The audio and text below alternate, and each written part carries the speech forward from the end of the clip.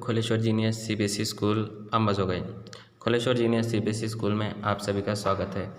पिछले तासिका में हमने देखा कि लाख की चूड़ियाँ बनाने वाला बदलू, उसका चित्र आपके स्क्रीन पर आ रहा है। वो लाख की क्या बनाता है, चूड़ियाँ बनाता है और अलग अलग चीज़ें भी बनाता है।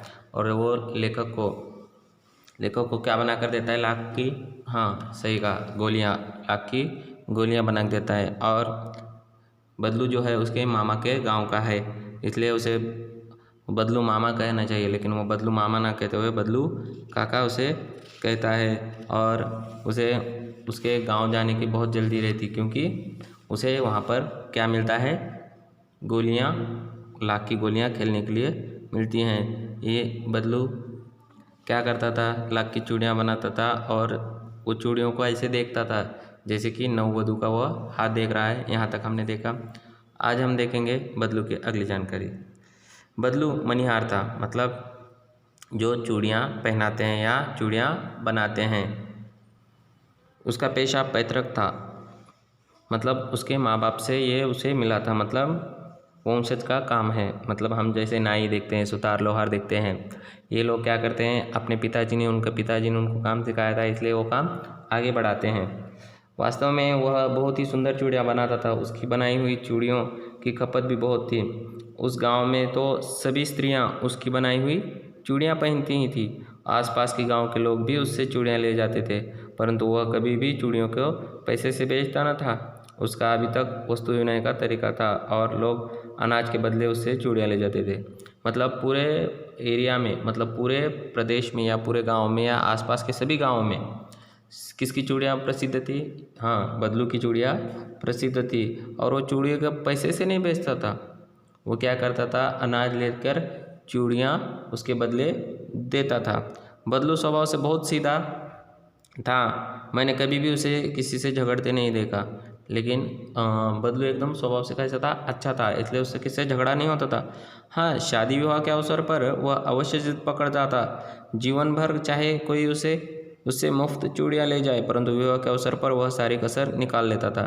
देखिए, विवाह का एक अवसर ऐसा होता है कि हम हर किसी को वहाँ पर प्यार से या दिल से ज़्यादा पैसे देते हैं। जैसे चूड़ी वाला हो, चाहे नाई हो, या कोई भी अच्छा काम करने वाला या ब्राह्मण हो, हम सबको क्या करते हैं, जितने वो पैसे मांगते हैं उतने उनके हिसाब से उनको दे देते हैं। और बदलू भी क्या करता, उस अवसर का फ़ायदा ज़रूर उठाता। चाहे बाकी दिनों में उससे मुफ्त में चूड़ियाँ ली जाए हो, लेकिन शादी समय के उस अवसर पर वो यह अवसर कभी नहीं छोड़ता और बरोबर जो पैसे लेने चाहिए उतने ले लेता, मतलब जितना उसको चाहिए उतना ले लेता।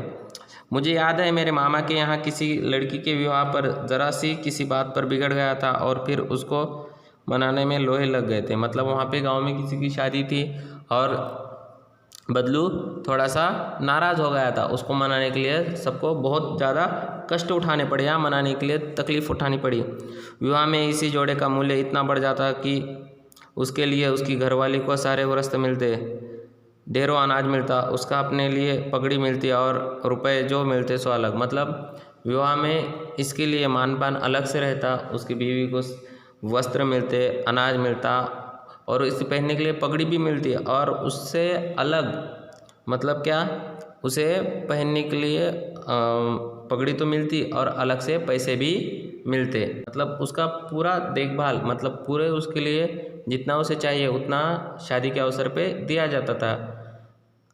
अब आगे देखते हैं। यदि संसार में बदलू किसी बात से चिढ़ थी तो वो थी कांच की चूड़ियाँ। यदि किसी भी स्त्री के हाथों में उसे कांच की चूड़ियाँ दिख जाती तो वह अंदर ही अंदर कूद जा उठता और कभी कभी तो दो चार बातें भी सुना देता।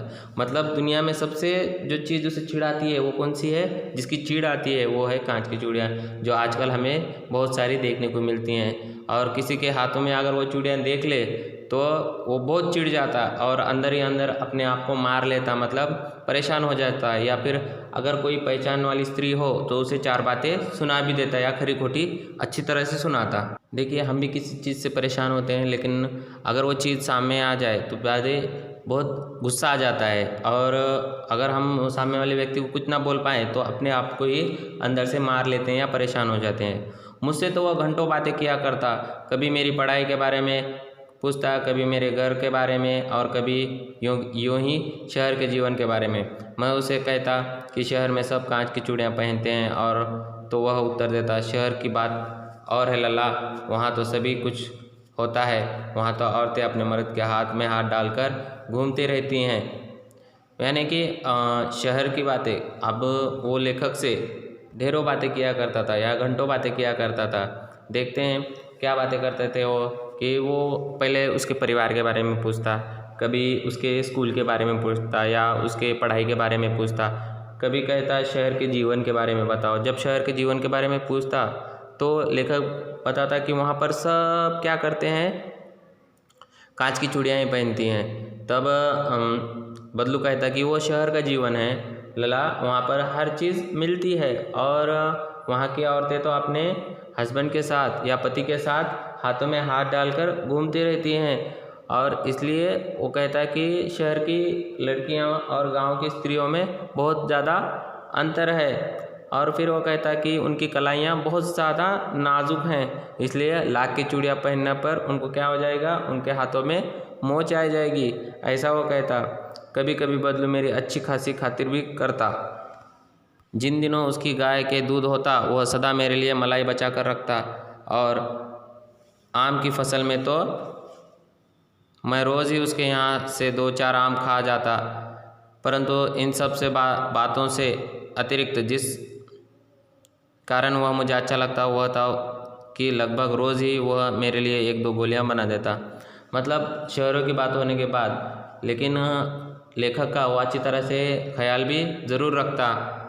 जब उसके गाय दूध देने के लायक हो तो उसके लिए मलाई बचाकर ज़रूर रखता, और उसी के साथ जब आम का सीज़न हो या आम शुरू हो तब आम रोज़ उसके घर पे वो 2-4 आम खा ही लेता। मगर इसके अतिरिक्त, इसके अलावा बदलू उसे क्यों पसंद था, क्योंकि बदलू रोज़ उसके लिए कम से कम 1 या 2 गोली लाख की ज़रूर बनाता था। इस पाठ का अगला भाग हम अगले तासिका में देखेंगे। तब तक के लिए धन्यवाद। Have a good day, bye.